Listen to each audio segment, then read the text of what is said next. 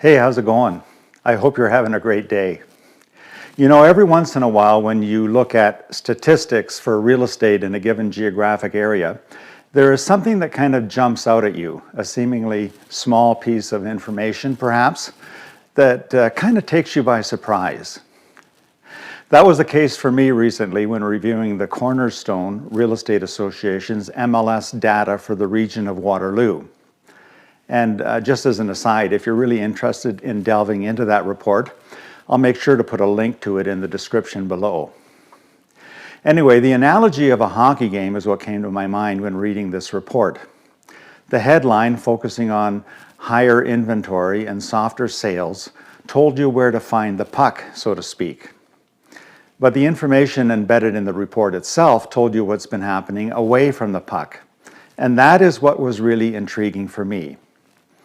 Think of it this way. In a hockey game, there are 12 players, including goalies, on the ice at any given moment. 12 players on the ice, 6 on each side, and yet just one player often in possession of the puck. So if only one player has the puck, what are all the other 11 players doing? Well, as any coach worth his salt will tell you, these other players are critically important to the success of the team because it's what happens away from the puck that can make all the difference to the outcome of a hockey game. The puck may be the object, so to speak, but everything else around it tells you in what direction that object is going. Anyway, as I mentioned, the headline in this report highlighted increased inventory and softer sales. And the first few paragraphs aptly supported that headline. But further down into the report, there was this small paragraph that screamed, to me at least, about what's happening along the periphery, along the edges, to bolster market activity in the mid to longer term. And that, if anything, was the more important takeaway. Here's what it said. While the current economic uncertainty might make some house hunters hesitant, Mora, and that is Crystal Mora, the association spokesperson for the region of Waterloo, Mora highlights the new mortgage reforms that took effect in December. These changes make it easier to qualify for a mortgage with a down payment of less than 20%. Additionally, the insured mortgage cap increased from $1 million to $1.5 million.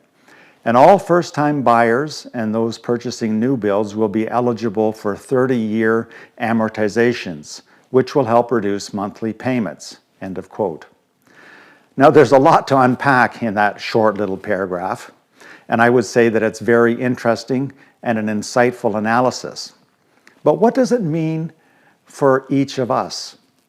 For the average homeowner, or for the first-time buyer, or for the individual investor looking to grow a personal real estate portfolio? Well, here's what I think it means. The Government of Canada, and indeed you could say all governments across Canada, believe that housing is too important at the current time to be left wholly unattended to the laissez-faire whims of the real estate market. If that were to happen, if the market was to be left unattended for much longer, then a correction to what we might term the feeding frenzy as witnessed during the pandemic would be too pronounced. And that in turn would hurt a lot of people. So the government is busy trying to mitigate the negative effects of a market correction while also returning a semblance of affordability back into the mix. To accomplish that objective, they've settled on making it easier to buy at existing prices, thereby hopefully kickstarting the market and reducing the threat of wholesale price reductions. Now, some might argue that these actions will lead to renewed inflation in the housing sector, and that is probably a valid concern on some level.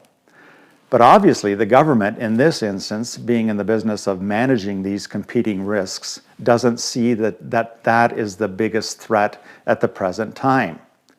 Rather, the risk for them is that the market will stall for a protracted length of time, which will in turn negatively impact current homeowners, especially those who bought at the height of the market, and will also effectively stymie new home construction at precisely the time when more new homes are needed.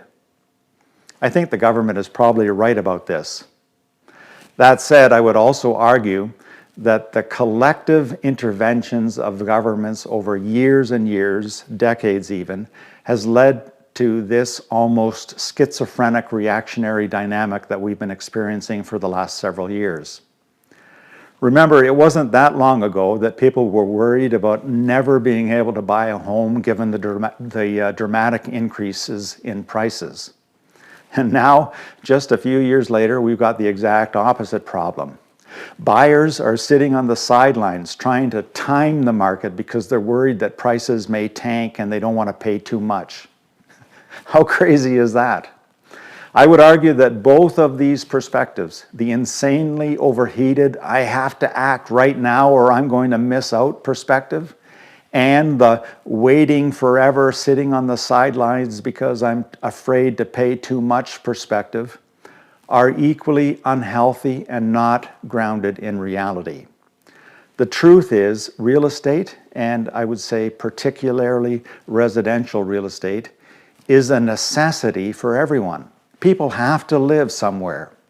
And there will always be life circumstances and situations that will necessitate changes for people in terms of their living arrangements. This means that there will always be those who have to make a move regardless of market dynamics. Anyway, as I've mentioned a number of times previously in newsletters and other modes of communication as well, including video, the real estate market remains, in my opinion, an effective hedge against inflation. As such, it is a great way to invest your money. And that, believe me, is not going to change anytime soon. If you would like to learn more about investment opportunities in real estate throughout Southern Ontario, but particularly in the Waterloo region, Wellington County, and Perth counties, then reach out to me. I'd be happy to be personally invested in your situation and to be of help to you in any way that I can. Or if it doesn't make sense, geographically speaking, for me to personally assist you, given your location over against mine, reach out to me anyway. I'd love to introduce you to one of our team members across Southern Ontario at Home and Property Real Estate. We've got a great team, and I'm sure you'll appreciate the competent care that each one of us puts into helping you succeed. Anyway, that's all for now. Thanks for watching. We'll talk again soon.